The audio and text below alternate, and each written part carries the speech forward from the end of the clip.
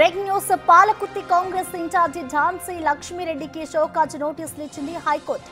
భూముల కొనుగోలు విషయంలో దామోదర్ రెడ్డి అనే వ్యక్తి దాఖలు చేసిన రిట్ పిటిషన్ పై హైకోర్టులో విచారణ జరిగింది. ఫేమా నిబంధనలను ఉల్లంఘించి ఝాన్సీ రెడ్డి దంపతులు భూములు కొన్నారని హైకోర్టును ఆశ్రయించారు పిటిషనర్. 2017, 18, 2019లో తొర్రూరు మండలం గుర్తూరులో భూములు కొనుగోలు చేశారు ఝాన్సీ రెడ్డి.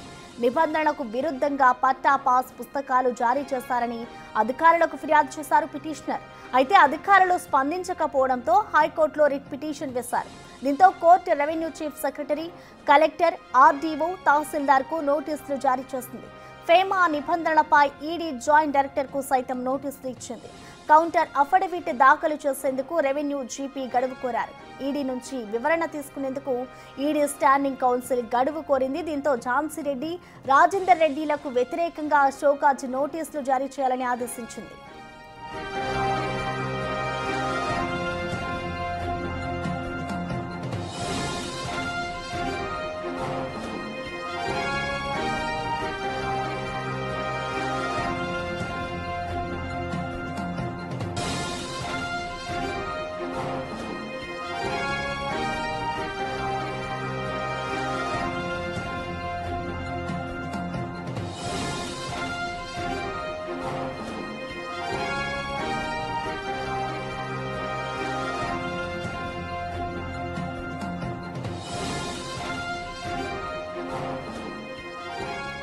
నోటీసులపై పూర్తి సమాచారాన్ని మా ప్రతినిధి వేణు లైవ్ లో అందిస్తారు. వేణు, చెప్పండి. ఇటు ఝాన్సీ రెడ్డికి అయితే హైకోర్టు షోకాజ్ నోటీసులు జారీ చేసింది కదా, దీనికి సంబంధించిన డీటెయిల్స్ ఏ విధంగా ఉన్నాయి? విచారణ మొదలైంది అనుకోవచ్చా దీనికి సంబంధించి?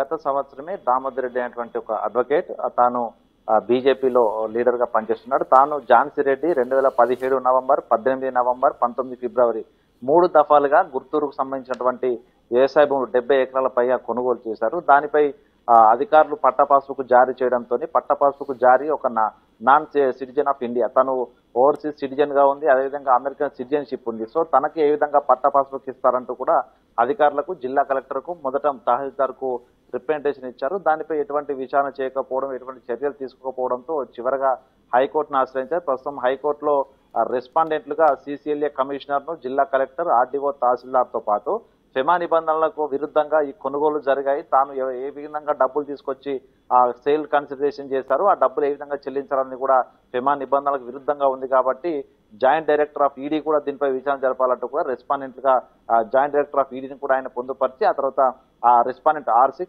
R7 గా ఝాన్సీ లక్ష్మీరెడ్డి, తన భర్త రాజేందర్ రెడ్డిని కూడా ఆయన రెస్పాండెంట్ గా పేర్కొంటూ రిట్ పిటిషన్ దాఖలు చేశారు. అయితే ప్రస్తుతం దీనికి కౌంటర్ అఫిడవిట్ వేయాల్సిన అవసరం ప్రస్తుతం సిసిఎల్ఏ కమిషనర్ వేయాల్సి ఉండగా తనకు కొంత సమయం కావాలంటూ కూడా కోర్టును అడిషనల్ జీపీ కోరడం జరిగింది. దీంతో ప్రస్తుతం అధికారుల మేరకు ఈ భూ భాగవతం చుట్టుకునే పరిస్థితి కనిపిస్తుంది. ఎందుకంటే 2017లో ఝాన్సీ లక్ష్మీరెడ్డికి ఇండియన్ పౌరసత్వం లేదు, కానీ తను ఒక ఫేక్ ఆధార్ కార్డు సృష్టించుకున్నారు. ఆ ఆధార్ కార్డు సహాయంతోనే అక్కడ సేల్ కన్సిడరేషన్ ఇవ్వడం జరిగింది, ఆ సేల్ ట్రాన్సాక్షన్ చేశారు, రిజిస్ట్రేషన్ జరిగింది. కొన్ని తహసీల్దార్ కార్యాలయంలో 31 ఎకరాలకు పైగా పట్టా పాస్బుక్ వస్తే మరొక 32 ఎకరాలకు పైగా భూములు తను రిజిస్ట్రేషన్ చేసుకున్నారు. మహబూబాద్ సంబంధించినటువంటి రిజిస్ట్రేషన్ ఆఫీస్ నుంచి రిజిస్ట్రేషన్ చేసుకున్నారు. సో అప్పుడు తనకు వ్యాలిడ్ ఐడెంటిటీ ప్రూఫ్ లేకున్నా కూడా ఒక ఆధార్ కార్డు సృష్టించుకొని ఆ ఫేక్ డాక్యుమెంట్ను తీసుకొని ట్రాన్సాక్షన్ చేసినట్లు కూడా అధికారులు ప్రస్తుతం గుర్తించారు. ఇక దీనిపై ఏ విధంగా కౌంటర్ అఫిడవిట్ వేయాలి దానిపైన ప్రస్తుతం జిల్లా కలెక్టర్తో అటు ఏజీపీ మాట్లాడడంతో ఈ పూర్తి వివరాలు తెలుసుకున్న తర్వాత అసలు ఇదంతా కూడా అధికారుల మేరకు చుట్టుకునే పరిస్థితులతో కూడా అధికారులపై తీవ్ర చర్చ జరుగుతుంది. ఇక మరోవైపు ఫెమా నిబంధనలు ఉంటాయి. సో రూపీ డ్రావింగ్ అగ్రిమెంట్ ప్రకారము విదేశాల్లో ఉన్నటువంటి ఎవరైనా కూడా భారతదేశం డబ్బులు పంపించాలంటే ఇన్వార్డ్ రెమిటెన్స్ ద్వారా కొంత 15 లక్షల వరకే లిమిట్ ఉంటుంది. కానీ దాదాపు 30 ఎకరాల పైగా కొనుగోలు చేసిన ఝాన్సీ రెడ్డి కోట్ల రూపాయల లోపల అక్కడటువంటి రైతులకు డబ్బులు చెల్లించి, సో ఇదంతా ఏ విధంగా చెల్లింపులు జరిగాయి, తాను ఎవరి వద్ద డబ్బులు తీసుకొని చెల్లించాలని కూడా పూర్తి స్థాయి ఫెమా నిబంధనలకు విరుద్ధంగా ట్రాన్సాక్షన్ జరిగిన అగ్రిమెంట్లు ఉన్నాయి. సో ఇవన్నీ కూడా ఓవైపు ఫోర్జరీ డాక్యుమెంట్లు, చీటింగ్, దాంతో పాటుగా ఫెమా నిబంధనలకు విరుద్ధంగా తాను డబ్బులు ట్రాన్సాక్షన్ చేయడం, ఇవన్నీ కూడా పూర్తి స్థాయి లోపల ఎంక్వైరీ చేసి రిపోర్ట్ ఇవ్వాలంటూ కూడా కోర్టు అధికారులపై చేసింది. దాంతో పాటు ప్రస్తుతానికి ఎన్ఫోర్స్మెంట్ డైరెక్టరేట్ సంబంధించి వాళ్ళు కూడా స్టాండింగ్ కమిటీ కూడా మరికొద్ది సమయం కోరారు. సో దాంతో ఫెమా నిబంధనలు వర్తించాయా లేకపోతే దాని విరుద్ధంగా ఝాన్సీ రెడ్డి పనిచేసిన దానిపై కూడా పూర్తి క్లారిటీ అధికారులు తీసుకున్న తర్వాత కౌంటర్ అఫిడవిట్ దాఖలు చేస్తామంటూ హైకోర్టును కోరడంతో నెక్స్ట్ లిస్టింగ్ డేటు జూన్ 19 నాడు ఉంది. అప్పటి వరకు పూర్తి కౌంటర్ అఫిడవిట్ వేయాలంటూ కూడా కోర్టు ఆదేశాలు జారీ చేస్తారు. ఈ తరుణంలోనే అటు ఈడీతో పాటుగా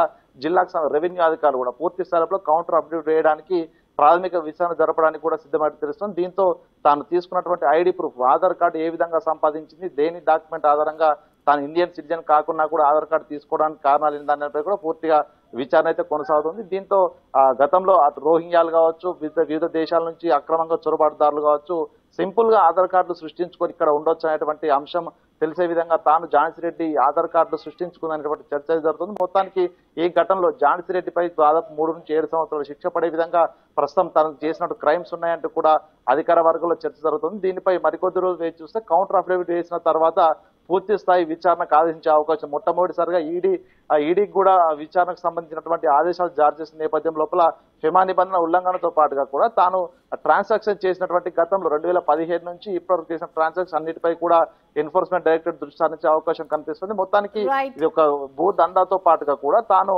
నిబంధనలన్నీ తుంగలో తొక్కి ఇక్కడ ట్రాన్సాక్షన్ జరిపినట్లుగా తేలితే మాత్రం భారీ స్థాయిలో ఒక క్రైమ్ చేసినట్లు కూడా ఝాన్సీ రెడ్డి అభియోగాలు మోపే అవకాశం కూడా ఉంది. ప్రసన్న. రైట్ వేణు.